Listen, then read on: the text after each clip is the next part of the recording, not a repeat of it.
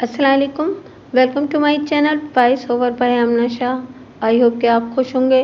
कहानी शुरू करने से पहले आपसे रिक्वेस्ट है कि अगर आपको मेरा कंटेंट पसंद आता है तो प्लीज़ मेरे चैनल को सब्सक्राइब करें।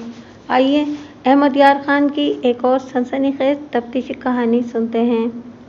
कत्ल की ये वारदात उन वारदातों में से है जिन्हें मैंने ख़ास तौर पर डायरी में महफूज कर लिया था। वैसे भी ये तफ्तीश मुझे कभी कभी याद आ जाती है और उसके साथ ही ये ख्याल आता है कि इसकी तफ्तीश तो मैंने बड़ी आसानी से कर ली थी, लेकिन मैं जब इसकी तफ्तीश पर गौर करता हूँ तो याद आता है कि किसी और तफ्तीश में मुझे इससे ज़्यादा दिमाग सोजी नहीं करनी पड़ी थी। ये दिमाग का ही खेल था। मेरे साथ एक तो अंग्रेज़ इंस्पेक्टर पुलिस था, एक मेजर मिलिट्री पुलिस का था और एक मेजर इंटेलिजेंस का था। ये दोनों मेजर भी अंग्रेज़ थे। अल्लाह ताला का करम था कि मैं अपने दिमाग के जोर पर इन सब पर छा गया था। इस तमहीद से मेरा मतलब ये नहीं कि आप मुझे हीरो समझें। मैं तो ये कहना चाहता हूँ कि इंसान में फ़र्ज शनासी हो और काम करने की लगन हो तो वो नामुमकिन को मुमकिन करके दिखा सकता है। ये दूसरी जंग अज़ीम के आखिरी साल की वारदात है। अभी ऐसी कोई सूरत नज़र नहीं आई थी कि जंग ख़त्म हो जाएगी। अभी ये ख़तरा मौजूद था कि हिंदुस्तान अंग्रेज़ों के हाथ से निकल जाएगा। मैंने अपनी पास कहानियों में ये जिक्र किया है कि जंग अज़ीम के दौरान में हिंदुस्तान में जर्मनी और जापान के जासूस और तख्सीबकार खासे ज़्यादा हो गए थे और इनकी सरगर्मियाँ और कामयाबियाँ तशवीशनाक हो गई थीं। ये जासूस और तख्सीबकार जर्मनी और जापान से नहीं आए थे, ये सब हिंदुस्तानी थे, जिनमें हर मज़हब का हिंदुस्तानी शामिल था। ये एक अलग मौजू है जिस पर मैं बड़े बड़े लंबे मजमून लिख सकता हूँ और इन देसी जासूसों की चंद एक कहानियाँ भी सुना सकता हूँ, लेकिन अभी ये वारदात और इसकी तफ्तीश सुनाऊँगा जिसका मैंने इसमें ज़िक्र किया है और इसकी तमहीद बांधी है। जासूसी और तख्सीबकारी इस कदर ज़्यादा हो गई थी कि मिलिट्री इंटेलिजेंस ने सिविल इंटेलिजेंस के अलावा पुलिस का ताउन भी हासिल कर लिया था। ऐसे केस CIA के पास आया करते थे। मैं उस वक्त CIA ब्रांच में था जब मिलिट्री वालों ने हमसे मदद मांगी। मुझे और अंग्रेज़ इंस्पेक्टर को हुक्म मिला कि हम मिलिट्री इंटेलिजेंस वालों के साथ लग जाएं। मेरे साथ जो अंग्रेज़ ऑफिसर गया उसका नाम इंस्पेक्टर राजस था, लेकिन मैं इसे राजा लिखूँगा क्योंकि हम इसे इसी तरह बुलाया करते थे। ये जासूसी और तख्सीबकारी का इतना फैला हुआ और दूर दूर ज़मीन के नीचे तक गया हुआ केस था कि हमें अपने हेडक्वार्टर नई दिल्ली से निकलकर 2 और शहरों और फिर देहाती इलाके तक जाना पड़ा। इसमें शहरी तो थे ही, इंडियन आर्मी के 1-2 अफसर भी शामिल थे, लेकिन अभी इनका सुराग नहीं मिला था। ना इन 2 मुलजिमों में से किसी ने इनकी निशानदही की थी जिन्हें मिलिट्री इंटेलिजेंस ने पकड़ा था। ये जर्मनी के जासूसों का रंग था। मालूम हुआ था कि जापान के हिंदुस्तानी एजेंट भी इस रंग में शामिल हो गए थे।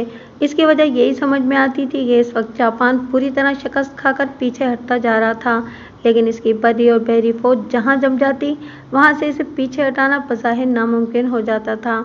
ये भी पता चल गया था कि इस रंग के प्रोग्राम बड़े ही ख़तरनाक हैं। इन तख्सीबकारों ने हिंदुस्तान में बड़े बड़े एमुनेशन डंप ज़ख़ीरे उड़ाए थे। ये भी काम इन्हें दिया गया था कि तेल पेट्रोल का जहाँ कहीं भी ज़ख़ीरा नज़र आए उड़ा दो। एक काम यह था कि इंडियन आर्मी में बददिली और बदअमनी फैलाई जाए और फौजियों के दिलों में अंग्रेज़ों की नफ़रत पैदा की जाए। ये काम तो पहले ही हो रहा था, अब उसे तेज़ करना था। एक निशानदेही मेरी छावनी की हुई थी। हम मेरिट चले गए और छावनी में फ़ौज हमारी रिहाइश का नहायत आला इंतज़ाम कर चुकी थी। हमारे साथ जो हेड कांस्टेबल और 3-4 कांस्टेबल थे, इन्हें भी बड़ी अच्छी और बाइज़्ज़त रिहाइशें दी गईं।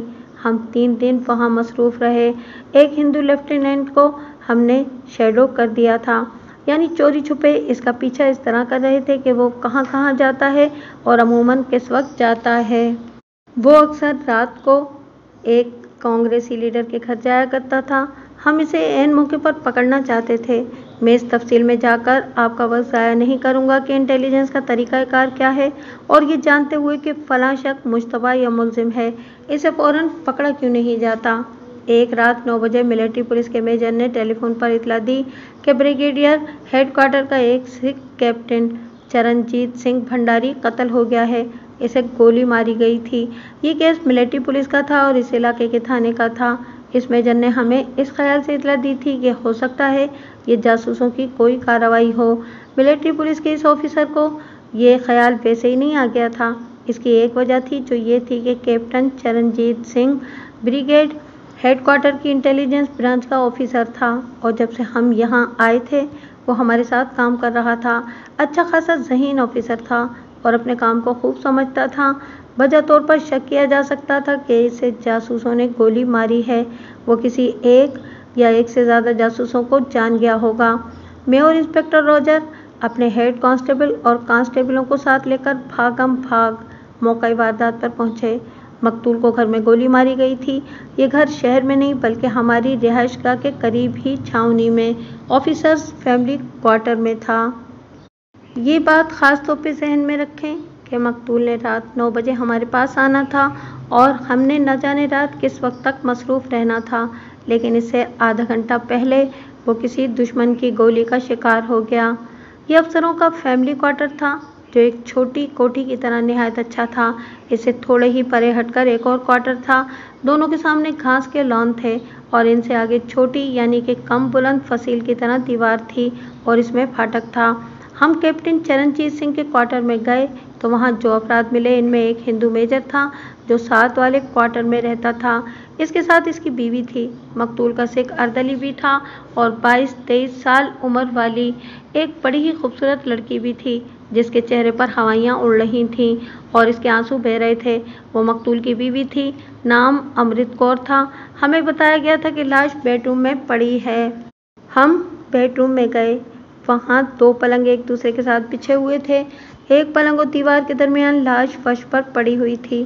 میں نے لاش کو اچھی طرح ادھر ادھر کر کے دیکھا۔ گولی ایک کنپٹی میں لگی تھی اور کھوپڑی کی دوسری طرف نکل گئی تھی۔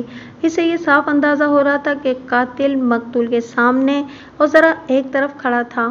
اپنے تجربے کی بنا پر میں یہ بھی سمجھ گیا کہ گولی قریب سے ماری گئی ہے۔ جسم پر کسی اور چوٹ یا زخم کا نشان نہیں تھا۔ میرے ساتھ انسپکٹر راجن نے دیوار دیکھی تو اسے ایک جگہ گولی کا نشان نظر آیا۔ وہاں ایک تپائی پڑی تھی۔ انسپکٹر راجن نے تپائی ہٹا کر نیچے دیکھا تو اسے فائر کی ہوئی گولی جو پچک گئی تھی مل گئی۔ ہم وردی نہیں پہنتے تھے، سویلین کپڑے پہنا کرتے تھے۔ ہمارے ساتھ ملٹری پولیس اور انٹیلیجنس کے جو افسر تھے وہ بھی وردی نہیں پہنتے تھے۔ مقتول نے گرم سوٹ یعنی کہ کوٹ اور پتلون پہن رکھا تھا۔ نیک ٹائی بھی باندھی ہوئی تھی اور اس کے سر پر پگڑی تھی۔ گولی پگڑی میں سے گزری تھی۔ اس کے اس لباس سے پتہ چلتا تھا کہ وہ ہمارے پاس آنے کے لیے تیار تھا۔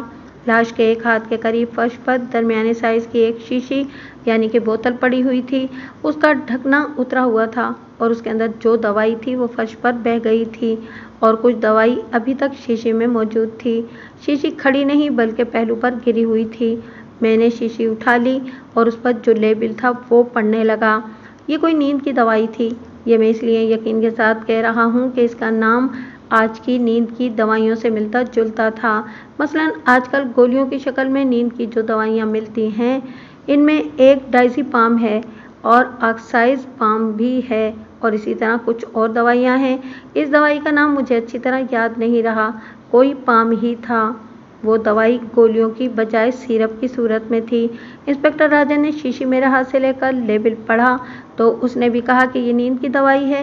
راجن نے ہی دیکھا کہ شیشی کا ڈھکنا تپائی پر پڑا ہوا تھا۔ شیشی میں چند ایک چمچ دوائی رہ گئی تھی۔ راجن نے ڈھکنا شیشی پر چڑھا دیا اور شیشی بھی قبضے میں لے لی۔ لاش کی دوسری طرف ایک بڑا چمچ پڑا تھا جسے ٹیبل اسپون کہتے ہیں۔ کھلی ہوئی شیشی اور اس چمچ سے یہی ظاہر ہوتا تھا کہ مقتول یہ دوائی پینے لگا تھا یا پی چکا تھا، لیکن مجھے یہ خیال آیا کہ مقتول کو ہمارے پاس آنا تھا اور یہ ایک میٹنگ تھی جس میں ہم سب کو اپنا دماغ پوری طرح بیدار رکھنے تھے۔ تو کیا مقتول نیند کی دوائی پی کر ہمارے پاس سونے کے لیے آ رہا تھا؟ لاش کو پوسٹ مارٹم کے لیے بھجوانا تھا۔ میں لاش سے ہٹا اور پلنگ کی دوسری طرف پہنچا تو ساتھ والے کمرے میں ٹیلی فون کی گھنٹی بجی۔ میں نے اور انسپکٹر راجن نے ایک دوسرے کی طرف دیکھا۔ راجن نے مجھے ہلکا سے اشارہ کیا تو میں اس کمرے میں ٹیلی فون سننے چلا گیا۔ ریسیور اٹھا کر کان سے لگایا تو میں نے دانستہ ہیلو نہیں کہا کہ فون کرنے والا ہی بولے۔ 3-4 سیکنڈ بعد کسی آدمی کی مدھم سی آواز آئی، امر! یہ لہجہ رازداری والا تھا۔ میں نے کہا ہولڈ کریں میں بات کرواتا ہوں، لیکن فون کرنے والے نے میری بات نہ سنی، صرف اتنا سن کر ہولڈ کریں اس نے فون بند کر دیا۔ ये फ़ोन मकतूल की बीवी के लिए था। उसका नाम अमृत कौर था और इस आदमी ने इसे अमर कहा था। ये कोई अमृत कौर का बेतकल्लुफ़ दोस्त था। अगर ऐसा ना होता तो वो मिसेज चरणजीत कहता या ज़रा एहतराम से उसका पूरा नाम लेता। ये फ़ोन कहीं बाहर से यानी शहर से नहीं आया था। छावनी का अपना अलग एक्सचेंज था। 0 डायल करते तो ऑपरेटर बोलता था और उसे कहते थे कि फ़लाँ नंबर मिला दे। ये एक्सचेंज शहर के एक्सचेंज की तरह मसरूफ़ नहीं होता था।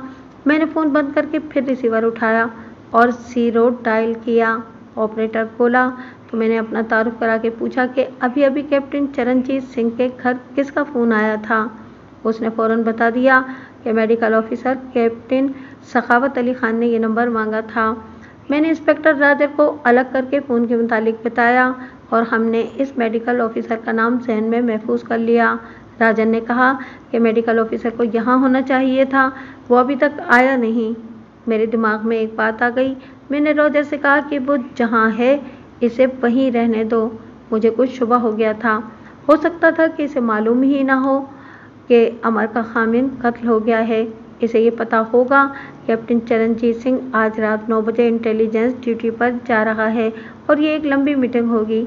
मेडिकल ऑफिसर ये मालूम करना चाहता होगा कि चरणजीत सिंह चला गया है या अभी नहीं। मेडिकल ऑफिसर ने अमृत कौर के यहाँ आना होगा या इसे कहीं बुलाना होगा। मैंने एक ख़ास बात ये नोट की थी और ये बात मेरे जहन में अटक गई थी। मकतूल की उम्र अगर 35 साल नहीं थी तो 1-2 साल ही कम होगी।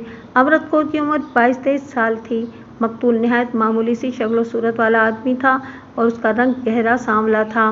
वैसे भी वो सिख था और उसका चेहरा दाढ़ी से ढका हुआ था। इसके मुकाबले में उसकी ये बीवी बहुत ही खूबसूरत थी। मैं इसकी खूबसूरती में मुबालगा आराई नहीं कर रहा। वो वाकई बड़ी खूबसूरत और बेपनाह कशिश वाली लड़की थी। अगर वो इस खामिद को पसंद करती थी तो इसकी एक वजह मजबूरी ही हो सकती थी या इसे डरा धमका कर रखा जाता था। इंस्पेक्टर राजन ने मिलिट्री पुलिस के मेजर से कहा कि वो लाश को पोस्टमार्टम के लिए CMH भिजवा दे। मेजर ने इसी वक्त फ़ोन किया और मेडिकल ऑफिसर को बुलवाया। ये मेडिकल ऑफिसर सिर्फ ब्रिगेड हेडक्वार्टर के अफसरों और दीगर नफरी के लिए था। ये इसकी ड्यूटी थी कि लाश CMH में ले जाए। मैंने मकतूल की बीवी से पहली बात ये पूछी कि ये दवाई मकतूल खुद पिया करता था। नहीं, अमृत कौर ने जवाब दिया, लेकिन यकलक झिझक सी गई और हकलाते हुए बोली, हाँ जी, वो खुद पीता और कभी कभी पिया करता था। क्या आज रात 9 बजे उसने ड्यूटी पर नहीं जाना था? मैंने पूछा और उसका जवाब सुने बगैर कहा, ये बड़ी अहम मीटिंग पर जा रहा था, इसने इसीलिए ये कपड़े पहने थे और ये तैयार होकर जा रहा था।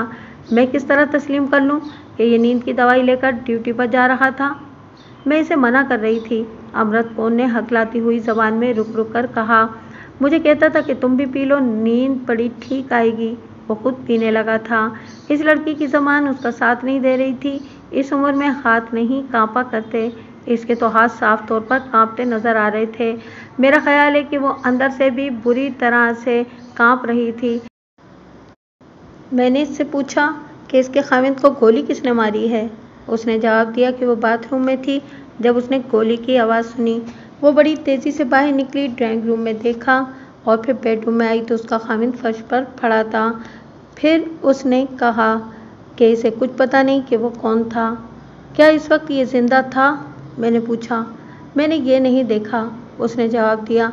मैंने सिर्फ ये देखा कि इसके सर से खून बह रहा था। मैं इतनी डरी और घबराई कि दौड़ती हुई बाहर निकली और मेजर वर्मा को जाकर बताया कि मेरे घर आकर देखो क्या हो गया है। मेजर वर्मा यही हैं। उन्होंने आकर देखा और बताया था कि ये तो मर गया है। मेजर वर्मा ने ही जहाँ जहाँ फ़ोन करने थे किए। मैंने उसकी ये बात इसी तरह लिखी जैसे वो रवानी से बोली होगी, लेकिन ऐसा नहीं हुआ। वो सिर्फ रुक रुक कर ही नहीं बोलती थी, बल्कि दूसरे या तीसरे लफ्ज़ पर अटक जाती और एक दो अल्फाज मुंह से निकालकर इनकी तरदीद कर देती और कुछ और कहती, और उसने बुरी तरह हकलाते हुए जवाबात दिए थे। इंस्पेक्टर राजर पास खड़ा सुन रहा था। वो मेरे सवालों से शायद इतना मुतमईन था कि उसके खुद कुछ नहीं बोलता था। मैंने दिमाग को इतना ज़्यादा हाजिर और मरकूज़ रखा हुआ था कि मेरा माथा थकने लगा।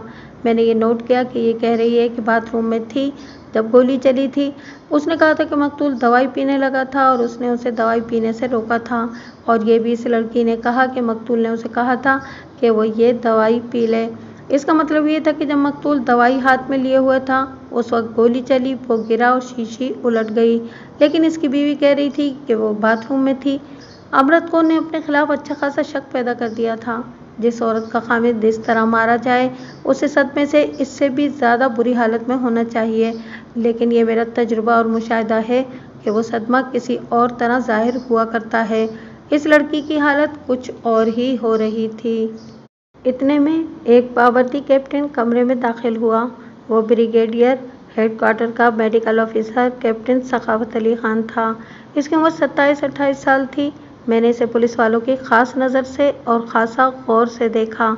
उसका कद-बुत नहायत अच्छा था, रंग गोरा और खूबरू जवान था। उसने कमरे में दाखिल होते ही सल्यूट किया। वहाँ सब अफसर रैंक में उससे सीनियर थे। इसे देखकर मैंने फौरन अमृत कौर को देखा और जहाँ तक मेरा ख्याल है कि उसके चेहरे पर तब्दीली सी आई थी, या ये मेरा वहम भी हो सकता था। मिलिट्री पुलिस के ऑफिसर ने इसे कहा कि लाश पोस्टमार्टम के लिए ले जाने का बंदोबस्त करे। मैं और इंस्पेक्टर राजा ड्राइंग रूम में गए। अभी अमृत कौर हमारे साथ थी और उसकी हालत बिगड़ती जा रही थी। वो एक बार दो किस्म की बातें करती थी। इसे हमने एक और कमरे में बिठा दिया और अपने हेड कांस्टेबल को हिदायत देकर दरवाजे में खड़ा कर दिया। मकतूल के अर्दली को बुलाया। अर्दली आ गया। वो सिख था और जवानी की उम्र में था। वो सिविलियन नहीं बल्कि फौज का सिपाही था। उसे अपने पास बिठाकर पूछा कि वो गोली चलते वक्त कहाँ था। ये मैं जानता था कि अर्दली हर वक्त घर में मौजूद रहता है। इसका क्वार्टर पीछे एक कमरा था जिसमें ये अर्दली रहता था। इसने बताया कि 8-8:15 बजे उसने मकतूल और अमृत कौर को खाना खिलाया था और फिर बर्तन उठाकर बावर्ची खाने में ले गया, बर्तन धोए और अपने कमरे में चला गया। जाने से पहले इसने मकतूल से जाने की इजाज़त ली थी। मकतूल ने इसे कहा था कि मैं बाहर जा रहा हूँ और पीछे ठीक तरह ख्याल रखना, बिल्कुल ही न सो जाना। फिर अर्दली ने बताया कि उसने खुद खाना खाया और ज़रा सा लेटा ही था कि गोली चलने की आवाज़ आई। वो चौंका तो ज़रूर, लेकिन उसे ऐसा शक नहीं हुआ कि किसी ने किसी को गोली मार दी होगी। फिर भी वो बाहर निकला। उसका कमरा पीछे की तरफ था। घर के अंदर खामोशी थी। अगर इस गोली से कोई मारा गया होता तो अंदर शोर शराबा या कोई हलचल ज़रूर होती, जो नहीं थी। फिर भी वो आहिस्ता आहिस्ता ड्राइंग रूम के बाहर वाले दरवाजे तक गया और आहिस्ता से दरवाज़ा खटखटाया। मैंने पूछा कि दरवाज़ा अंदर से बंद था या नहीं। उसने बताया कि अंदर से बंद नहीं था और एक किवाड़ 2-3 इंच खुला हुआ था। उसने अंदर देखा तो इसे अमृत कौर की पीठ नजर आई। वो फ़ोन सुन रही थी या कर रही थी। इससे अर्दली को तसल्ली हो गई कि कोई हादसा नहीं हुआ। चूँकि उसने दरवाज़ा खटखटाया था, इसलिए अमृत कौर जब फ़ोन से फारिग हुई तो दरवाजे की तरफ मुड़ी। अर्दली ने दरवाज़ा खोला। इस वक्त अमृत कौर तेज़ी से दरवाजे की तरफ दौड़ी और ये कहती हुई मेजर वर्मा के घर चली गई कि कैप्टन साहब को कोई गोली मार गया है। अर्दली ने मज़ीद कहा कि ये अल्फाज सुनकर वो इधर उधर देखने लगा कि चरणजीत कहाँ है। वो इस कमरे में नहीं था। अर्दली बेडरूम में चला गया और वहाँ उसने चरणजीत सिंह को फर्श पर पड़े देखा। इतने में मेजर वर्मा और उसकी बीवी दौड़ते हुए आए और उन्होंने भी मकतूल को देखा। मेजर वर्मा ने लाश के पास बैठकर नब्ज़ देखी और फिर दिल पर हाथ रखकर कहा कि ये तो ख़त्म हो चुका है। तुम फौजी जवान हो, मैंने अर्दली से कहा। ये बताओ कि बाहर का कोई आदमी आकर तुम्हारे कप्तान साहब को बेडरूम में गोली मार जाता तो क्या तुम उसको भागता हुआ देख नहीं सकते थे? तुम ये सोचकर जवाब दो कि तुम अपने कमरे में से कितनी देर में ड्राइंग रूम के दरवाजे तक पहुंचे थे। मैं इससे इतनी बारीक ज़हानत की तवक्को नहीं रखता था। एक तो वो सिख था, दूसरे अनपढ़ था और तीसरे ये कि फ़ौजी था। इस वक्त फ़ौजियों को लोग बड़ी बेतकल्लुफ़ी से फ़ौजी बेवकूफ़ कहा करते थे। मैं और राजा उठा और इसे इसके कमरे में ले गए। इसे सोचने में मैंने बहुत मदद दी। इसे कहा कि जब गोली चली थी तो वो जिस तरह उठा और बाहर निकला था, इस तरह इतना ही वक्त लगाकर उठे और बाहर निकले।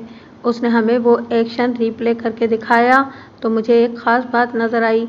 वो ये थी कि वो कमरे से निकलकर इस क्वार्टर के पहलू में आया तो वहाँ से क्वार्टर के सामने सारा इलाका अच्छी तरह नज़र आता था और वहाँ सड़क की रोशनी भी थी। अगर कोई मार कर भागता तो वो बेडरूम से ड्राइंग रूम में जाता और वहाँ से निकलकर भागता तो इतना वक्त लगता कि अर्दली उसे क्वार्टर के बरामदे में ही देख लेता।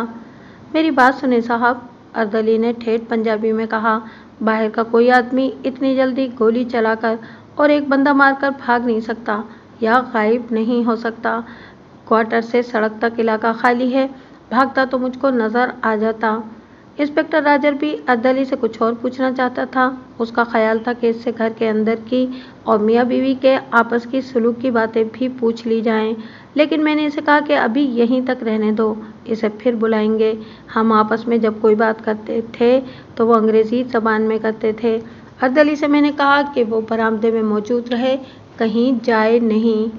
इसके जाने के बाद मुझे खुदकुशी का भी ख्याल आया और यही शक इंस्पेक्टर राजन ने भी किया, लेकिन हम दोनों ने आपस में तबादला ख्याल और तजिया किया तो इस नतीजे पर पहुंचे कि मरने वाले ने खुदकुशी की होती तो अमृत कौर फौरन कहती कि इसने अपने सर में खुद गोली मारी है। इस लड़की ने खुदकुशी का इशारा तक नहीं दिया था। मैंने अमृत कौर को फिर बुलाया और अपने सामने बिठा लिया। मैंने इसे नॉर्मल हालत में लाने के लिए और उसका दिल परचाने के लिए बहुत सी बातें की और उसे ये तासुर दिया कि इतना भी ना घबराए कि दिमाग ही हाथ से निकल जाए। मैंने कहा कि हमें वो अपना दुश्मन ना समझे। इस तरह कुछ शफकत की और कुछ प्यार की बातें करते करते मैंने पूछा कि इसने फौरन अर्दली को क्यों नहीं बुलाया, या इसका अर्दली गोली का धमाका सुनकर फौरन क्यों नहीं आया। मुझे अर्दली का ख्याल ही नहीं आया। उसने कहा वो घर के काम से छुट्टी करके अपने कमरे में चला गया था। मैंने इसे नहीं देखा था, मालूम नहीं कमरे में था या ज़रा देर बाहर निकल गया था। क्या वो फौरन नहीं पहुंच गया था, मैंने पूछा और इसे धोखे में रखने के लिए कहा। बड़ा निकम्मा और गैर जिम्मेदार अर्दली है, इसे तो फौरन पहुंचना चाहिए था। इसकी रिपोर्ट करके इसे इस कोताही की सज़ा दिलवाना। मेरी इस बात से नॉर्मल लड़की इस धोखे में आ गई कि अर्दली ने हमें कुछ भी नहीं बताया। एक दो बातें और कह सुनकर मैंने इस तरह पूछा जैसे मेरे सवाल की कोई अहमियत ना हो और वैसे ही पूछ रहा हूँ। ऐसी बात एक ख़ास लहजे में पूछी जाती है जो सिर्फ पुलिस वाले ही जानते हैं। इस वक्त फ़ोन किसका आ गया था, मैंने पूछा। ये मैं इसलिए पूछ रहा हूँ कि किसी ने अपना आप जाहिर किए बगैर फ़ोन पर कोई धमकी तो नहीं दी थी। अक्सर ऐसा होता है कि इस तरह कातिल पार करके गायब हो जाते हैं और फिर मकतूल के घर वालों को धमकियां देते हैं कि उन्होंने कोई कानूनी कार्रवाई की कोशिश की तो इस घर के एक दो और बंदों को कत्ल कर दिया जाएगा। फ़ोन, अमृत कौर ने घबराए हुए लहजे में कहा। फ़ोन तो शायद नहीं आया, शायद आया था, कुछ होश नहीं था। तुम मेजर वर्मा के घर को दौड़ पड़ी थी, मैंने कहा और पूछा, क्या इस वक्त भी अर्दली नज़र नहीं आया। नहीं, इसने जवाब दिया। शायद आया था, याद नहीं। ये लड़की तो बहुत ही नादान थी, इसकी अकल में बारीकी और गहराई बिल्कुल ही नहीं थी। कभी सोचता हूँ कि शायद मेरा दिमाग तेज़ हो गया था कि वो मुझे बेवकूफ़ लगती थी। बहरहाल मेरे जहन से ये शक निकल गया कि ये खुदकुशी की वारदात हो सकती है और ये शक भी तकरीबन साफ हो गया कि बाहर के किसी आदमी ने आकर ये वारदात की और जिनों की तरह गायब हो गया। मुझे अर्दली भी मुश्तबा नजर आने लगा। अमृत कौर को फिर दूसरे कमरे में भेज दिया और मैं इंस्पेक्टर राजर को बताने लगा कि मेरे शकूक क्या हैं। मैंने कहा कि ये वारदात अगर दुश्मन के जासूसों की है तो इसमें मकतूल की बीवी भी शामिल है और अर्दली भी। मैंने राजर को बताया कि अर्दली भी मशकूक है और मैंने कहा कि कातिल इस घर में मौजूद है। मैंने दूसरे शक का इजहार इस तरह किया कि मकतूल की बीवी ने अपने अर्दली के साथ नाजायज़ मरासिम बना लिए होंगे और मकतूल को पता चल गया होगा और ये बाइस बना इसके कत्ल का। इंस्पेक्टर राजन ने मेरे शक की तायद की। वो हिंदुस्तानियों की नफ्सियात से बड़ी अच्छी तरह वाकिफ़ था और सिखों के माशरती हालात, इनकी आदत और दीगर बातों को बहुत ही अच्छी तरह जानता था। मैंने टेलीफोन उठाया और 0 डायल किया। ऑपरेटर बोला तो मैंने इससे पूछा कि इसे मालूम है या नहीं कि कैप्टन चरणजीत सिंह कत्ल हो गया है। उसने बताया कि मेजर वर्मा साहब ने 3-4 अफसरों को फ़ोन किया था तो उसे पता चल गया था। फिर मैंने इससे पूछा कि मेजर वर्मा के फ़ोन करने से पहले कैप्टन चरणजीत के घर के लिए किसी का फ़ोन आया था या यहाँ से किसी ने फ़ोन किया था। ऑपरेटर ने ज़रा देर सोचकर और याद करके पूरे एतमाद लहजे में बताया कि इस वक्त कैप्टन चरणजीत सिंह की बीवी ने मेडिकल ऑफिसर सखावत अली खां के घर का नंबर मांगा था। मैंने इससे पूछा कि इस मेडिकल ऑफिसर के घर में और भी कोई होगा, बीवी या कोई बच्चा। ऑपरेटर ने बताया कि मेडिकल ऑफिसर साहब अकेले रहते हैं और वो सिंगल रिहाइश का कमरा है। मैंने इसे कहा कि वो सोचकर मेरे हर सवाल का जवाब बिल्कुल सही दे, क्योंकि हो सकता है कि इसे कोर्ट में गवाही देनी पड़े। मैंने उसका नाम लिख लिया, वो नाइक था। उसने कहा कि लोग यानी कि फौजी एक दूसरे के नंबर इससे मिलवाकर बातें करते रहते हैं, लेकिन इसे अफसरों का ख़ास ख्याल रखना पड़ता है। किसी अफसर की बीवी कहीं फ़ोन करे तो वो और ज़्यादा मोहतात हो जाता है। मैं इसकी ये बात बड़ी अच्छी तरह समझ गया था। दूसरे फौजियों की निस्बत अफसर बहुत ही थोड़े थे, इन्हें वो नहीं भूल सकता था। मैंने इससे ये भी पूछा कि कैप्टन चरणजीत सिंह की बीवी क्या अक्सर कैप्टन सखावत अली खान के साथ फ़ोन पर बात करती रहती है? कम से कम आधा घंटा और ज़्यादा से ज़्यादा 1 घंटा, ऑपरेटर ने बिला झिझक जवाब दिया। दूसरे तीसरे दिन इनकी बात होती है और बड़ी देर फ़ोन एंगेज रखते हैं। क्या तुमने कभी इनकी बातें सुनी हैं? मैंने पूछा। नहीं साहब, उसने जवाब दिया, ये सिविल का एक्सचेंज नहीं। अगर मैं दूसरों की और ख़ासकर अफसरों की बातें सुनते पकड़ा जाऊं तो सीधा कोर्ट मार्शल होगा। ऑपरेटर के साथ जो बातें हुई थीं वो मैंने इंस्पेक्टर राजर को सुनाई। एक बात वाज़ेह होकर सामने आ गई कि अमृत कौर की दोस्ती कैप्टन डॉक्टर सखावत अली खान के साथ थी। अब ये देखना था कि गोली चलने के फौरन बाद अमृत कौर ने कैप्टन सखावत अली के साथ क्या बात की थी। क्या उसने ये इतला दी थी कि कैप्टन चरणजीत सिंह का काम तमाम कर दिया गया है? मैं और राजर इस मसले पर तबादला ख्यालात करने लगे। इंस्पेक्टर राजन ने बड़ी अच्छी बात कही। उसने कहा कि अमृत कौर ने अगर कैप्टन सखावत को ये इतला दी थी कि उसके खामिद को कुछ गोली मारकर भाग गया है तो कैप्टन सखावत दौड़ता हुआ पहुंचता और वो इस सूरत हाल को अपने हाथ में ले लेता। लेकिन वो आया भी तो इस हुक्म पर आया कि लाश पोस्टमार्टम के लिए लेके जाओ। इसका मतलब यही हो सकता था कि कैप्टन सखावत इस खबर के इंतज़ार में था। ये शक तो अमृत कौर ने अपने खिलाफ पक्का कर दिया था। ये इस तरह कि उसने मेरे पूछने पर जवाब दिया था कि उसे याद नहीं कि किसका फ़ोन आया था। उसने ये भी तस्लीम नहीं किया था कि उसने किसी को फ़ोन किया था। अभी हमने मेजर फर्मा और उसकी बीवी से भी पूछगछ करनी थी, लेकिन हम दोनों के दरमियान कोई ऐसी बात आ गई कि हम बेडरूम में चले गए। गालिबन बिस्तर देखना था कि उसकी क्या हालत थी, क्या उस पर कोई लेटा था या नहीं। बहरहाल किसी ख़ास मकसद के लिए हम दोनों बेडरूम में गए तो मैं बेड को देखने लगा। पलंग पोश पर अभी कोई नहीं लेटा था, ज़रा सी भी सिलवट नहीं थी। मैं कुछ और देखने की कोशिश कर ही रहा था कि इंस्पेक्टर राजन ने मेरा नाम लेकर बुलाया। मैंने इसकी तरफ देखा। वो ड्रेसिंग टेबल के पास खड़ा था और उसके हाथ में चमड़े की एक बेल्ट थी जिसके साथ वो पिस्तौल या रिवॉल्वर रखने का होल्स्टर लगा होता है और इसमें गोलियां रखने के लिए चमड़े के खाने बने हुए होते हैं। आपने ऐसी बेल्ट आजकल अक्सर देखी होगी। ये कमर के साथ भी बांधी जा सकती है और कंधे के साथ लटकाई भी जाती है। अक्सर लोग कंधे के साथ लटका कर रखते हैं। ये देखकर मुझे याद आया कि मकतूल को मैंने 2-3 बार ये बेल्ट कंधे में डाले रखे हुए देखा था। शाम के बाद जब वो हमारे साथ होता था तो ये बेल्ट उसके साथ ज़रूर होती थी। हम अपने रिवॉल्वर अपने कपड़ों के अंदर रखते थे, लेकिन मकतूल ये बेल्ट बाहर रखता था। इंस्पेक्टर राजन ने बताया कि इसे ये बेल्ट ड्रेसिंग टेबल के पीछे पड़ी मिली है। इसके होल्स्टर में रिवॉल्वर नहीं था। गोली वाले खाने में 12 गोलियां पड़ी हुई थीं और 6 खाने खाली थे। इसका मतलब ये था कि 6 गोलियां रिवॉल्वर के सिलेंडर में थीं। लेकिन रिवॉल्वर कहाँ था? इंस्पेक्टर राजन ने मुझसे पूछा कि मैंने लाश के कपड़ों की तलाशी ली थी। ये तो पहला काम था जो हम लोग लाश को देखकर किया करते थे, यानी जामा तलाशी। मैंने राजन को बताया कि मैंने जामा तलाशी ली थी और किसी जेब में रिवॉल्वर नहीं था। पहले हमें ये बेल्ट नज़र ही नहीं आई थी। ये तो वैसे ही कमरे में टहलते हुए राजर को नज़र आ गई थी।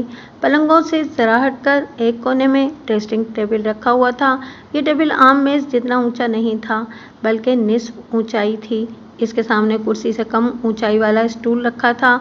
आईना कदे आदम था और मेज़ के दाएं और बाएं दराजें थीं जो नीचे फर्श तक चली गई थीं। पिछली तरफ नीचे एक और तख्ता लगा हुआ था।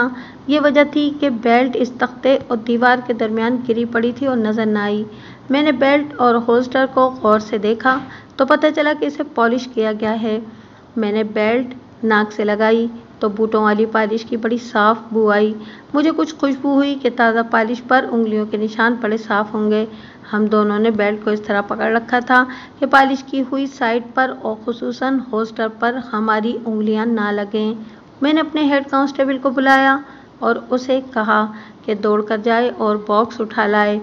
वो दौड़ता हुआ कमरे से निकल गया। ये एक बॉक्स था जो तफ्तीश में हर तफ्तीशी अफसर के साथ जाता था। हम चूंकि इंटेलिजेंस के सिलसिले में तफ्तीश करने निकले थे, इसलिए हमारे बक्स में कुछ ज़्यादा ही सामान था। इसमें एक तो आतिशी शीशा था जिससे छोटी चीज़ बड़ी नज़र आती थी। उंगलियों के निशान महफूज और वाजे करने का सामान भी था। ये एक ख़ास कागज़ और पाउडर वगैरह होता है। अमृत कौर को बुलाया और बेल्ट इसे दिखाकर पूछा कि इसके खामिद का रिवॉल्वर कहाँ है। मैंने ये भी कहा कि इसमें 6 गोलियां लोड होंगी, लेकिन अब 5 होंगी। रिवॉल्वर? अमृत कौर ने उखड़ी उखड़ी और डरी हुई आवाज़ में कहा। कहाँ है? हाँ, होना तो चाहिए था। कहाँ है? मालूम नहीं। अब तो अमृत कौर की हालत तशवीशनाक हो गई थी और मैं ये खदशा भी महसूस करने लगा था कि ये लड़की गश खाकर गिर पड़ेगी या इसका हार्ट फेल हो जाएगा। इसे फिर इसी कमरे में भेज दिया गया और एक कांस्टेबल को दरवाजे में खड़ा कर दिया गया। पहले ये ड्यूटी हेड कांस्टेबल दे रहा था और अब वो बॉक्स लेने चला गया था। मैंने अर्दली को बुलाया और बेल्ट उसे दिखाकर पूछा कि ये कहाँ रखी थी और इसे किस वक्त पॉलिश किया गया था। उसने बताया कि मकतूल ने इसे ख़ास तौर पर कहा था कि बेल्ट को पॉलिश से चमका देना, क्योंकि वो ख़ास मीटिंग पर जा रहा था। अर्दली ने बेल्ट और होल्स्टर को हुक्म के मुताबिक खूब चमकाया था और ये काम उसने सूरज ग़ुरूब होने के वक्त किया था। फिर इसने बताया कि बेल्ट मकतूल ने देखी थी और इसकी यानी अर्दली की मौजूदगी में रिवॉल्वर के सिलेंडर में 6 गोलियां डाली थीं और रिवॉल्वर होल्स्टर में डालकर बेल्ट ड्रेसिंग टेबल के आईने के एक कोने के साथ लटका दी थी। अर्दली ने हमें आईने के इस कोने पर हाथ रखकर बताया कि बेल्ट यहाँ लटकाई गई थी। ड्रेसिंग टेबल का ये आईना कमोबेश 1.25 गज लंबा था और 2.5 या 3 फीट चौड़ा था। अर्दली ने यह भी बताया कि मकतूल जब भी ये बेल्ट साथ लेकर निकलना चाहता तो तैयार होते वक्त बेल्ट यहीं लटका दिया करता था। अर्दली को हमने बरामदे में भेज दिया और मैं इंस्पेक्टर राजर को साथ लेकर इस कमरे में चला गया जहां अमृत कौर बैठी हुई थी। मैंने उसके दोनों हाथ पकड़कर हथेलियां बारी बारी अपने नाक से लगाईं तो इनसे मुझे पॉलिश की बू आई। राजन ने भी इसकी हथेलियां सूंघी तो मेरी तरफ देखकर उसने तायद में सर हिलाया, मतलब ये कि इसे भी बूट पॉलिश की बू आ रही थी। मैं एक बात ज़रा वाज़ेह करना चाहता हूँ, हमने अमृत कौर के हाथ सूंघे और बू महसूस की थी। इस तरह कोई आम आदमी बू महसूस नहीं कर सकता। इसके लिए बड़े तजुर्बे की और बड़ी हसास नाक की ज़रूरत होती है। बू का मतलब ये नहीं था कि जिस तरह प्याज की या किसी और बदबूदार चीज़ की बदबू कुछ दूर से ही महसूस हो जाती है। सूंघने की हिस्स अगर तेज़ होती है तो वो जानवरों की तरह होती है या बूगीर कुत्तों की नाक बहुत ही हसास होती है। पुलिस में ऐसे आदमी भी थे जो भी बूगीर कुत्तों की तरह सूंघ लेने की महारत रखते थे। मेरी ये हिस्स इसलिए ज़्यादा तेज़ थी कि मैं सिगरेट और हुक्का नहीं पीता था और अपनी सेहत को आज तक बरकरार रखा हुआ है। इंस्पेक्टर राजन ने मेरी तरह बू सूंघने की ख़ास प्रैक्टिस की हुई थी। मैंने अब ज़्यादा इंतज़ार ना किया, इंस्पेक्टर राजर से मशवरा भी न किया, अपने आप इस फैसले पर पहुंच गया कि इस लड़की को मज़ीद ढील न दी जाए। अमृत कौर, मैंने कहा, रिवॉल्वर जहां छुपा कर रखा है वहां से निकाल कर मेरे हवाले कर दो। रिवॉल्वर? अमृत कौर आहिस्ता आहिस्ता उठते हुए कह रही थी। वो तो रिवॉल्वर, वो शायद साथ ले गया है रिवॉल्वर। वो पूरी तरह उठी नहीं थी कि फिर इस तरह बैठ गई जैसे गिर पड़ी हो। अब तो मुझे ये ज़रूरत महसूस होने लगी थी कि एक डॉक्टर बुलाना पड़ेगा जो इस लड़की को कोई दवाई पिला दे या कोई ऐसा इंजेक्शन दे दे कि ये बेहोश ना हो जाए और इसका दिल मजबूत हो जाए। उसका रंग लाश की तरह सफ़ेद हो गया था, होंठ खुश्क और आंखें सफ़ेद हो गई थीं। ये अलामात अच्छी नहीं होती। राजन ने मुस्कुराते हुए मुझे अंग्रेज़ी ज़बान में कहा कि अब इससे जुर्म का इकबाल करवाना और रिवॉल्वर बरामद करवाना तुम्हारा काम है। ऐसे लोगों को तुम ही अच्छी तरह समझते हो। हकीकत ये थी कि इंस्पेक्टर राजर हिंदुस्तानियों को मुझसे भी ज़्यादा बेहतर समझता था। उसने जब अंग्रेज़ी में बात की तो अमृत कौर ने चौंक कर उसकी तरफ देखा। मैं समझ गया कि ये अंग्रेज़ी समझती है। बाद में पता चला था कि उसने 12 जमातें पढ़ी हुई थीं। मैंने कोई जुर्म नहीं किया। अमृत कौर ने मुझे कहा, आपका साहब मुझसे किस जुर्म का इकबाल करवाना चाहता है? अमृत कौर की घबराहट और हकलाहट पहले से भी कहीं ज़्यादा हो गई थी। उसने ये बात इल्तिजा के लहजे में कही थी। मत डरो अमृत कौर, मैंने दोस्तों जैसी बेतकल्लुफ़ी से कहा। हम असल बात तक पहुंच गए हैं, इस बात से मत डरो। मैं यहाँ मौजूद हूँ और तुम्हें बचा कर रखूँगा। तुम इतना करो कि रिवॉल्वर मुझे दे दो। उसने फिर भी इनकार किया। इसका मतलब ये नहीं था कि वो बहुत ही दिलेर लड़की थी, बल्कि असल बात ये थी कि इसे मालूम था कि इकबाली हो गई तो किस जुर्म को पहुंचेगी। मैंने इसे कहा कि इसके खिलाफ हमें बड़े पक्के सबूत मिल गए हैं और वो गिरफ्तारी से बच नहीं सकती, और अगर उसने हमारे साथ ताउन किया तो हम उसे बचाने की कोशिश करेंगे, वरना इसे बहुत बुरे अंजाम तक पहुंचाया जाएगा, कम से कम उम्र कैद। उसका सर डोलने लगा और अब तो उसके बेहोश हो जाने में कोई कसर रह नहीं गई थी। अगर वो बेगुनाह होती तो चीखती चिल्लाती, हमारा मुंह नोच लेती। मैंने इसे शफकत से तसल्लियां दी और कहा कि मैं उसकी मदद के लिए तैयार हूँ और इसे सोचने का वक्त देता हूँ। वो आराम और इत्मीनान से सोच ले और फिर मेरे साथ बात करे, लेकिन ये भी सोच ले कि इसके साफ निकल जाने का कोई रास्ता नहीं। मैं और राजर इस कमरे से निकल आए और कांस्टेबल से कहा कि इस लड़की को वो इस कमरे से बाहर ना निकलने दे, और अगर वो उठकर इधर उधर कोई चीज़ तलाश करती है या कहीं मारती है तो सर पर खड़े होकर देखने, और कोई ख़ास बात हो तो हमें बताए। हम पहले जब ड्राइंग रूम में अर्दली का बयान ले चुके थे तो राजन ने कहा था कि अर्दली से ये भी मालूम कर लिया जाए कि मियाँ बीवी आपस में किस तरह रहते थे। मैंने राजन को रोक दिया था और कहा था कि ये बाद में मालूम करेंगे। अब वह वक्त आ गया था। ये तो मुझे यकीन हो गया था कि कातिल अमृत कौर है या इसका कोई आशना कातिल है, और अमृत कौर ने इसके साथ मिलकर ये वारदात की है। मैंने अभी ये शक भी जहन में रखा हुआ था कि ये दुश्मन के जासूसों की भी वारदात हो सकती है, और ये वारदात अमृत कौर के ईमा पर या उसके ताउन से हुई है। लेकिन मैं जब चरणजीत सिंह को तस्वुर में लाता और इस खूबसूरत और नौ उम्र लड़की को उसके साथ खड़ा करता तो मेरा ये शक पुख्ता हो जाता था कि इस लड़की ने अपने इस खामिन से इस तरह जान छुड़वाई है कि इसे गोली मार दी है या मरवा दी है। अर्दली को अंदर बुलाया और बिठाकर पूछा कि ये मियाँ बीवी आपस में किस तरह रहते थे, क्या इनमें लड़ाई झगड़ा रहता था या एक दूसरे से रूठे रूठे रहते थे। अर्दली सर झुकाकर सोच में पड़ गया। मैंने उसे कहा कि वो डरे नहीं, इसका साहब मारा गया है और अब इसका कोई कुछ नहीं बिगाड़ सकता, और अगर वो सही बात नहीं बताएगा तो हम उसका कोर्ट मार्शल करा देंगे। मुझे किसी का डर नहीं है साहब, अर्दली ने बड़ी दिलेरी से कहा। मैं जो कुछ कह रहा हूँ और देखता रहा हूँ वो ज़रूर बताऊँगा। मुझे चरणजीत सिंह का बहुत अफसोस है। मेरा गांव इनके बिल्कुल करीब है। उन्होंने बहुत बड़ी गलती की थी कि पुरानी बीवी की छुट्टी करा दी और इस लड़की को बीवी बनाकर यहाँ ले आए।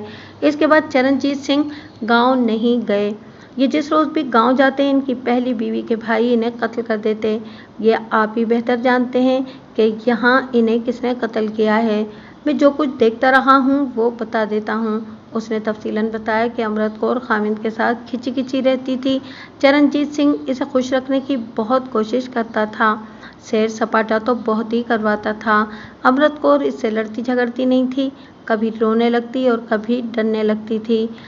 रूठी हुई तो वह हर वक्त ही रहती थी। अर्दली को उसने कई बार कहा था कि उसका दिल नहीं लगता और कभी तो दिल चाहता है कि घर से भागकर जंगलों में चली जाए। मेरे पूछने पर उसने बताया कि इनकी शादी को अभी पूरा 1 साल नहीं हुआ। चरणजीत सिंह 10 दिनों की छुट्टी लेकर अमृत कौर को शिमला भी ले गया था, लेकिन अमृत कौर किसी भी तरह खुश और राजी नहीं हुई थी। एक बात बताओ, मैंने पूछा, क्या अमृत कौर ने किसी और अफसर के साथ दोस्ती लगाई हुई थी? अर्दली ने बताया कि कोई ऐसा अफसर नहीं था जो चरणजीत सिंह की गैर हाजिरी में यहाँ आता हो। अलबत्ता अमृत कौर किसी को टेलीफोन करती थी और वो बहुत देर तक बातें करती रहती थी। इस वक्त वो हंसती भी थी, मुस्कुराती भी थी और बड़ी प्यारी प्यारी बातें करती थी। मेरे इशारे पर उसने बताया कि उसे भी शक है कि medical officer captain Sakhawat Ali Khan के साथ अमृत कौर की दोस्ती है। मैंने अर्दली को कुछ और इशारे और लुक़्मे दिए तो उसने बताया कि अमृत कौर इस डॉक्टर के पास दवाई लेने जाती रही है और इस वक्त अर्दली साथ होता है। अर्दली ने बताया कि दूसरे मरीजों को ये डॉक्टर 1-2 मिनट में फारिग कर देता था, लेकिन अमृत कौर जब अंदर जाती तो आधा घंटा और कभी इससे भी ज़्यादा वक्त लगाकर बाहर आती थी। अर्दली ने बताया कि अमृत कौर इस डॉक्टर की बहुत तारीफ़ें किया करती थी। यहाँ मैं आपको एक बात याद दिलाता हूँ जो मैं अपनी कुछ कहानियों में लिख भी चुका हूँ। जंग अज़ीम के दौरान एक तो ठेकेदारियाँ आम हो गई थीं और मामूली से लोग भी मिलिट्री कॉन्ट्रैक्टर और सप्लायर बन गए। और सोने चांदी में खेलने लगे थे। मुसलमानों के पास इतनी दौलत आई तो वो गलत रास्ते पर चल निकले, शराबी कबाबी हो गए और अपने घर के सुकून को तबाह बर्बाद कर दिया। कई एक ने दूसरी शादी कर ली और पुरानी बीवी और बच्चों को उजाड़ दिया। ये एक वजह थी घरों में लड़ाई झगड़े पैदा करने की। चरणजीत सिंह के सिलसिले में जंग अजीम का दूसरा पहलू सामने आता है और वो ये कि इंडियन आर्मी में बेपनाह इजाफा हो गया था। महाजों पर हिंदुस्तानी मक्खियों की तरह मर रहे थे, जिनमें अफसर भी शामिल थे। आप जानते हैं कि अफसर कम होते हैं और ये जब मरने लगे तो फौज में अफसरों की कमी पूरी करना एक मसला बन जाता है। इस मसले को इस तरह हल किया गया कि इन सूबेदारों को जो तालीम याफ्ता थे, कैप्टन का ओहदा दे दिया गया। कमांड करने के लिए कैप्टन, मेजर और कर्नल वगैरह की ज़रूरत होती है। हुआ ये कि फ़र्ज़ करें 40 या इससे ज़्यादा उम्र का कोई सूबेदार कैप्टन बन गया तो वो बाकायदा साहब बन गया।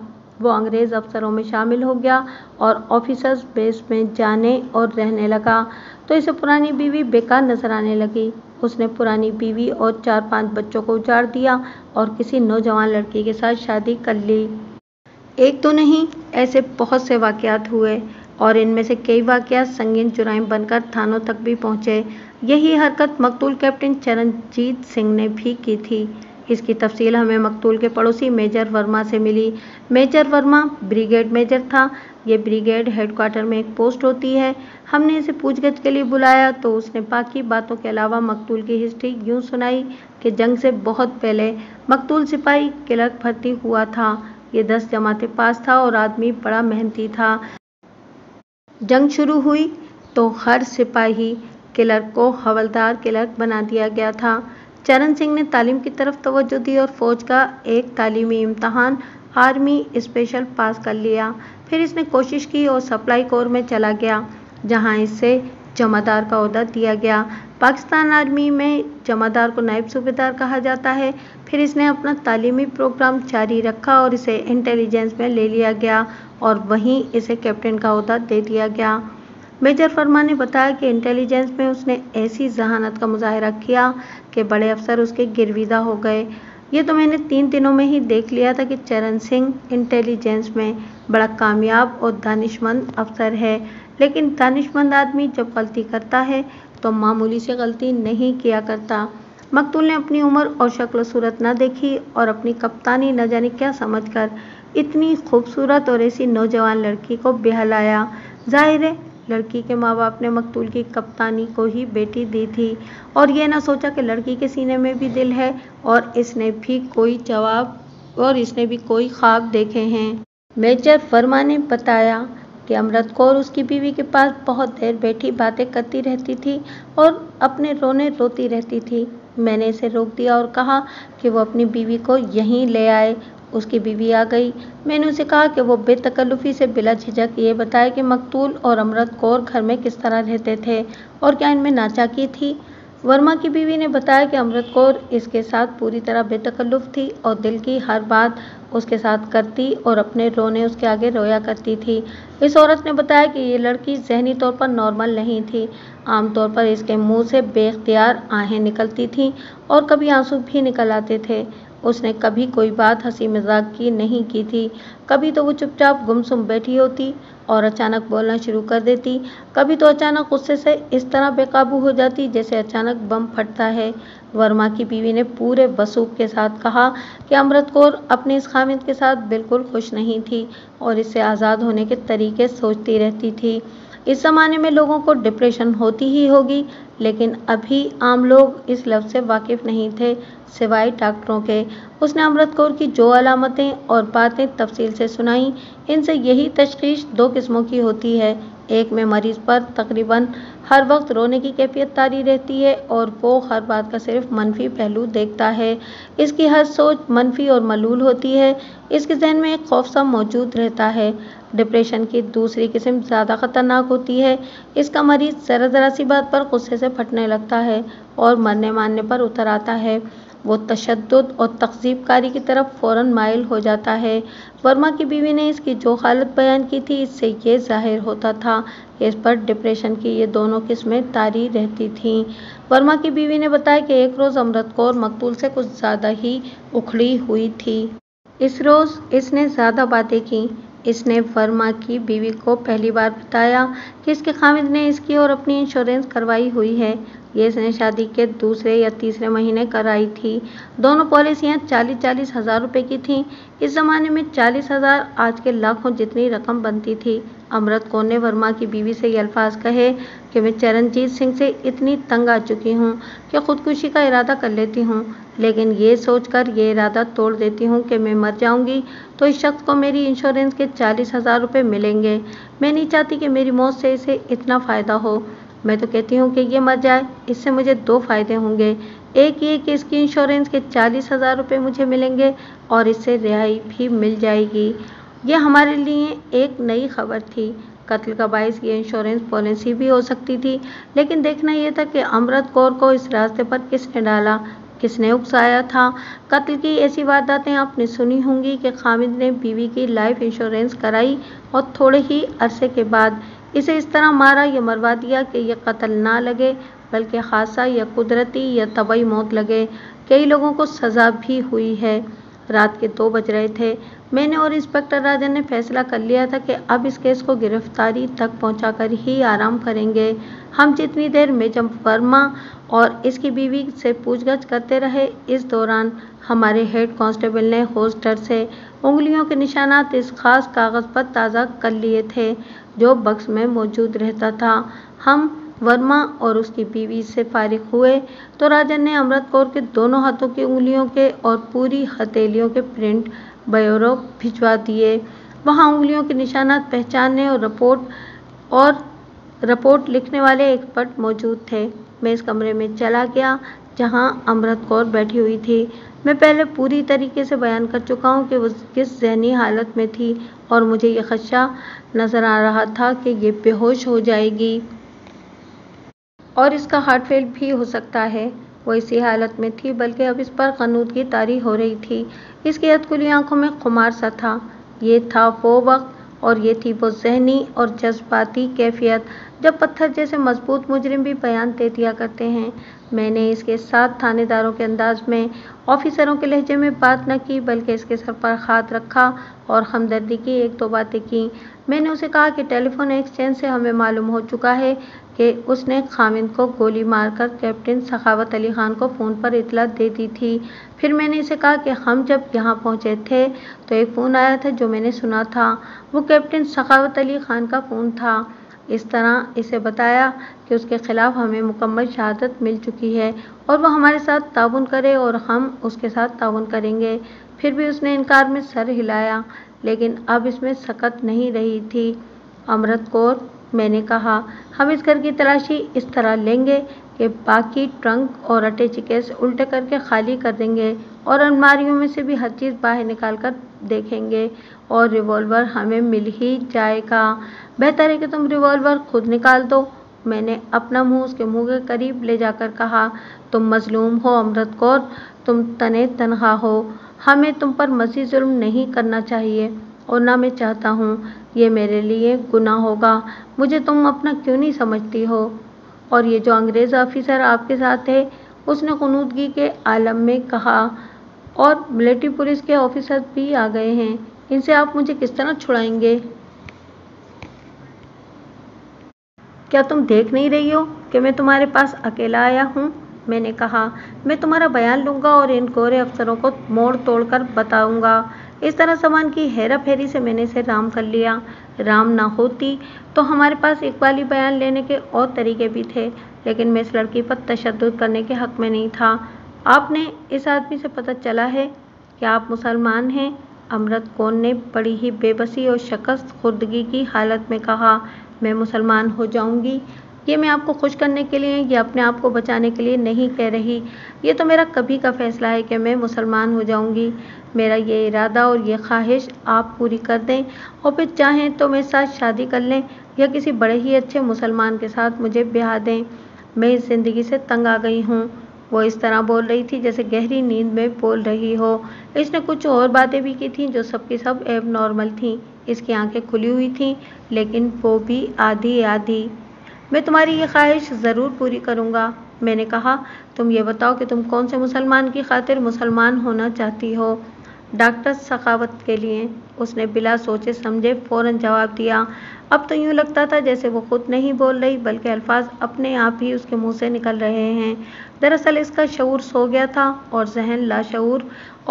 जहन लाशऊर बेदार होकर रात से पर्दे उठा रहा था। ये काम मुझ पर छोड़ दो, मैंने कहा। मैं तुम्हारी शादी डॉक्टर सखावत के साथ करवा दूंगा। तुमने खामिद को गोली मार दी है तो क्या? मौके का कोई गवाह नहीं। मैं अब तुम्हें एक मुसलमान लड़की समझकर बात कर रहा हूँ। तुम मुझे असल बात बता दो, फिर देखना मैं क्या करता हूँ। मैंने इसके अर्दली को बुलाकर कहा कि इसे गर्म दूध पिला दो और अगर कुछ खाना चाहती है तो वो भी खिला दो। और उसने कहा कि वो सिर्फ दूध पिएगी। फिर उसने बयान देना शुरू कर दिया। मैं उसका सारा बयान नहीं सुनाऊंगा क्योंकि ये बहुत ही लंबा था। मैं जिस तरह मुलजिमों के बयान कहानियों में लिखा करता हूँ, इसी तरह इसके बयान के भी ज़रूरी हिस्से पेश करूँगा ताकि आपको पता चल जाए कि कत्ल का बाइस और उसका पस मंज़र क्या था। इसने बयान तो दे ही देना था क्योंकि वो कोई आदि मुजरिम तो थी नहीं और ज़हनी तौर पर नॉर्मल नहीं थी, तन्हा थी और उसे किसी सहारे की ज़रूरत थी।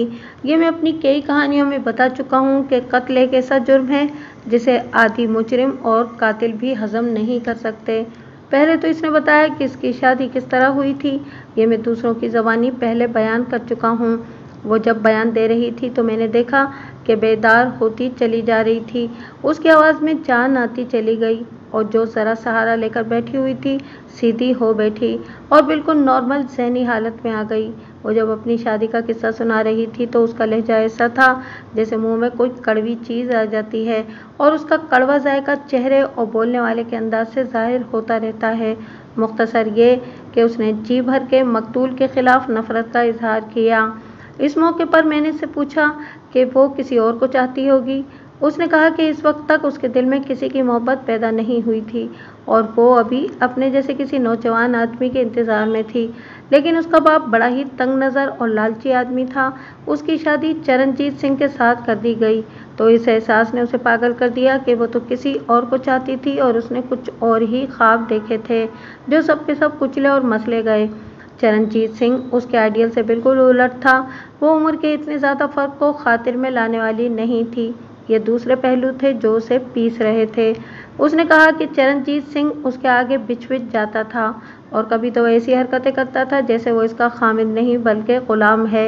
अमृत कौर को ऐसा खामिद बहुत ही बुरा लगता था।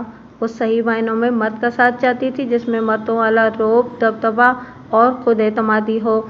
मैं अमृत कौर के साथ ऐसी बातें करता रहा जो मैं इस किस्म के मुलजिम से इकबाली बयान लेने के लिए लिया करता था। इन बातों में थानेदारी की ज़रा सी भी झलक नहीं थी। प्यार था, शफकत थी, मगर 16 आने फरेबकारी थी। दूध आ गया। उसने बड़ी अच्छी तरह बोलना शुरू कर दिया। वो एक एक दो दो घूंट दूध पीती रही और बोलती रही। मैं अपने अंदाज से इसकी हौसला अफजाई करता रहा। उसने तफसील से बताया कि मकतूल के साथ उसकी शादी किस तरह हुई थी। ये मैं पहले ही दूसरों की ज़बानी बता चुका हूँ। ये तो मेरा जिस्म है जो आप देख रहे हैं, उसने कहा। जिंदा लाश है। मेरा दिल इसी रोज़ मर गया था जिस रोज़ चरणजीत सिंह के साथ मेरी शादी हुई थी। मेरा बाप बेवकूफ़ और लालची था। उसने नकद पैसा ज़रूर लिया होगा। कहता था मुंडा कप्तान है, कर्नेल ते जर्नेल हो जाएगा। मुंडा आपने देख ही लिया है, कुड़ी का बापू लगता है। मकतूल इसे मेरठ ले आया। अमृत कौर ने उसके खिलाफ नफरत का इजहार किया और कहा कि इसे एक मर्द की ज़रूरत थी लेकिन मकतूल उसका गुलाम बन गया था। इसे खुश करने के लिए ख्वाजा सराव जैसी हरकतें करता था। अमृत कौर ने कहा कि वो ऐसे मर्द को पसंद करती है जिसमें रौब और दबदबा हो और जो अपने आप में एतमाद पैदा करके बात करे और बीवी उसे अपना मुहाफिज समझकर उस पर फख्र करे। चरणजीत सिंह 3 दिन मेरे साथ रहा था। मैंने उसमें ऐसी कोई खामी नहीं देखी थी जो अमृत कौर बता रही थी। वो हर बात और हर इक़दाम पुरएतमाद तरीके से किया करता था।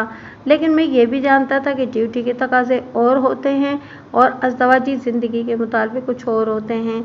बहरहाल अमृत कौर की राय मेरे लिए काबिल फ़हम थी। मेरठ आने के तीसरे महीने अमृत कौर को आधे सर का दर्द होने लगा। यह आसाबी खिंचाव और जज्बाती खलफशार के असरात थे। चरणजीत सिंह इसे अपने डॉक्टर के पास ले गया। डॉक्टर कैप्टन सखावत अली था। वो CMH का डॉक्टर नहीं था बल्कि ब्रिगेड हेडक्वार्टर की नफरी के लिए MI रूम था, मेडिकल इंस्पेक्शन रूम। वहां आउटडोर मरीज जाते थे। कैप्टन सखावत अली नया MI रूम का इंचार्ज बना था। अमृत कौर ने शर्म और हिजाब को अलग फेंककर बड़े साफ लफ्जों में कहा कि पहली ही नज़र में सखावत अली उसे बहुत अच्छा लगा था। इतनी प्यारी मुस्कुराहट वाला खूबरू जवान जची तुली बातें करता था। उसने ये भी महसूस कर लिया कि सखावत अली ने भी उसे अपने दिल में बिठा लिया है। इसके बाद अमृत कौर को आधे सर दर्द के बहाने डॉक्टर सखावत अली के पास जाने लगी। वो अकेली जाया करती थी। उसने चरणजीत सिंह से कह दिया था कि वो इसके साथ वक्त ज़ाया ना करे, अपनी ड्यूटी पर चला जाया करे और वो खुद डॉक्टर के पास चली जाया करेगी। वो जाती रही और इनकी मोहब्बत ऐसे हो गई जैसे कि लैला फरहाद की मुलाकात अगले अलग और टेलीफोन पर अलग प्यार और मोहब्बत और राज और न्याज की बातें होती थीं। सखावत अली गैर शादीशुदा था और ऑफिसर्स सिंगल क्वार्टर में रहता था।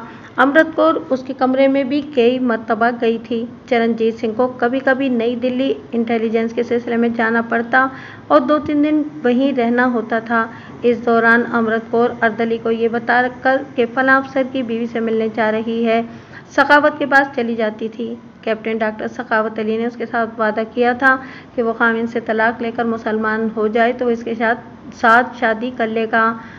अमृत कौर ने पहले ही फैसला कर रखा था कि वो मुसलमान हो जाएगी, लेकिन इसे हाथ पकड़ने वाला कोई मुसलमान नहीं मिल रहा था। 1-2 मिले मगर वो ठीक नहीं थे। सखावत अली वो आदमी था जो उसकी रूह के पैमाने पर पूरा उतरा। उसने चरणजीत सिंह से एक बार कहा कि वो उससे अलहदगी चाहती है तो चरणजीत सिंह ने उसके मुंह पर थप्पड़ मारने या डांट डपट करने की बजाय उसके आगे हाथ जोड़ने शुरू कर दिए और मिन्नत समाजत करने लगा। अमृत कौर ने अपने बयान में कहा कि सखावत अली को उसने एक रोज़ बताया कि चरणजीत सिंह ने उसकी लाइफ इंश्योरेंस कराई है और 40,000 की पॉलिसी है।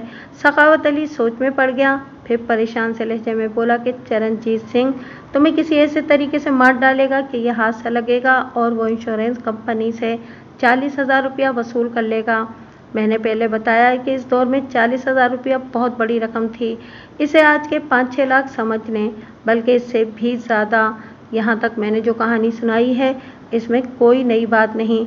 ये कत्ल की आम कहानियों जैसी है। किसी में खामिद ने बीवी को कत्ल कर दिया, किसी में बीवी ने खामिद को कत्ल कर दिया।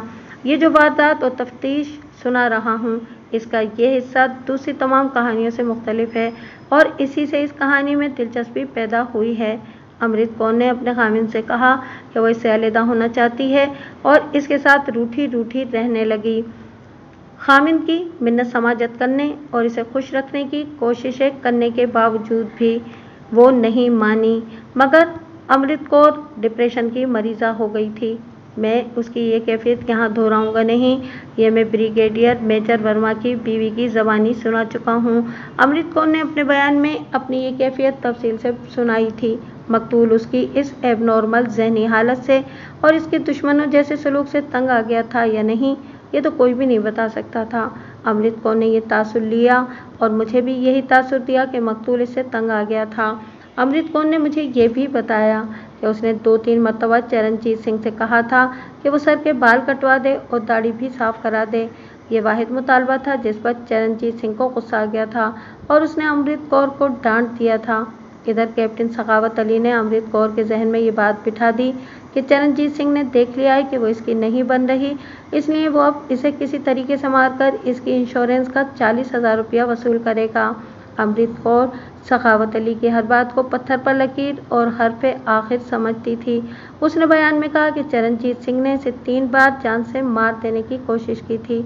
उसने सुनाया कि एक रोज़ वो इसे दरिया गंगा पर सैर के लिए ले गया, जो वहाँ से 22-23 मील दूर है।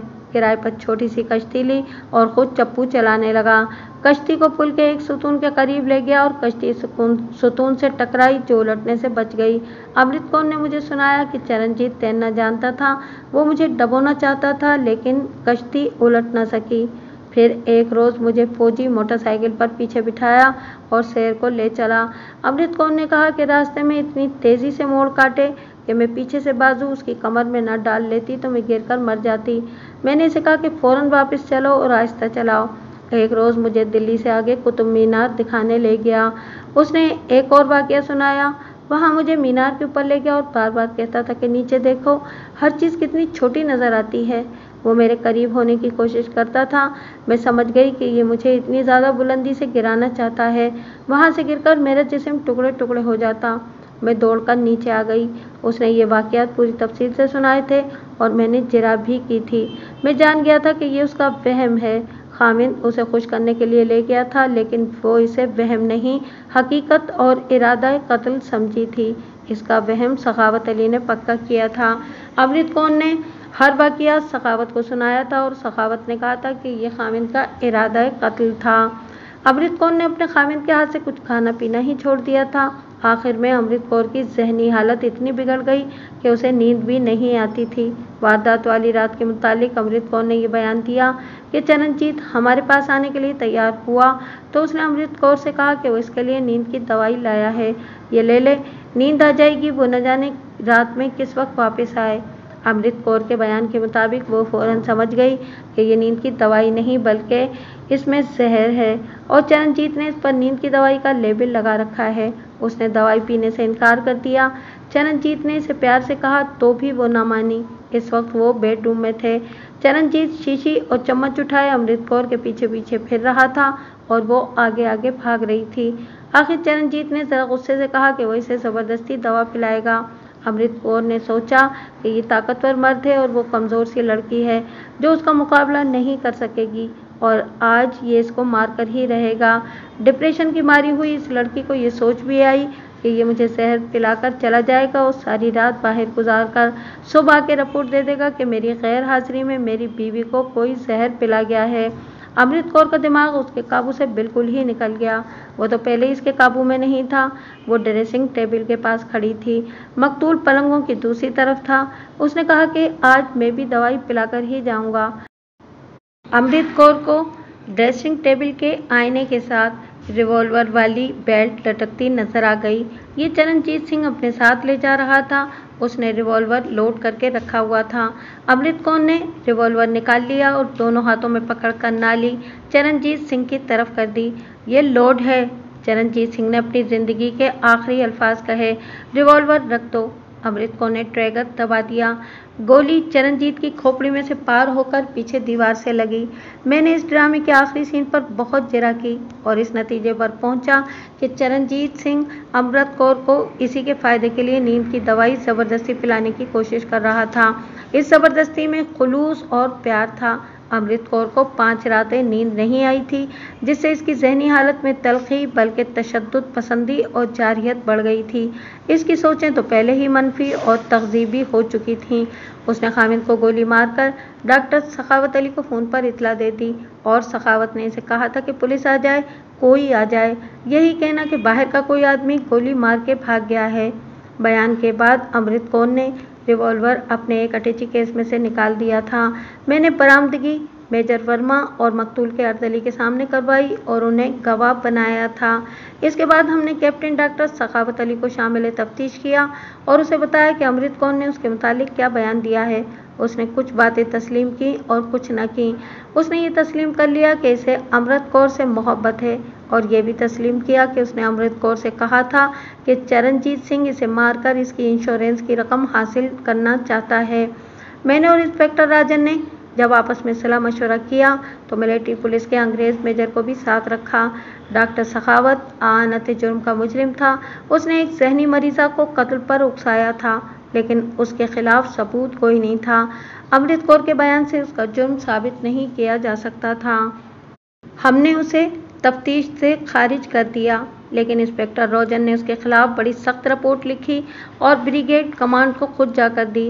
اس رپورٹ کا لب لباب یہ تھا کہ ڈاکٹر ہو کر ایک ذہنی مریضہ کا علاج کرنے کی بجائے اسے خاوند کے خلاف ایسا بھڑکایا کہ اس نے اپنے خاوند کو گولی مار دی۔ امرت کور کو عمر قید کی سزا ہوئی تھی اور ڈاکٹر سخاوت علی خان کا بریگیڈ کمانڈر نے کورٹ مارشل کر دیا اور اسے سروس سے ڈسمس کر دیا گیا تھا۔ ڈسمس کا مطلب یہ ہوتا ہے کہ یہ شخص کسی بھی قسم کی سرکاری سروس میں نہیں لیا جا سکتا۔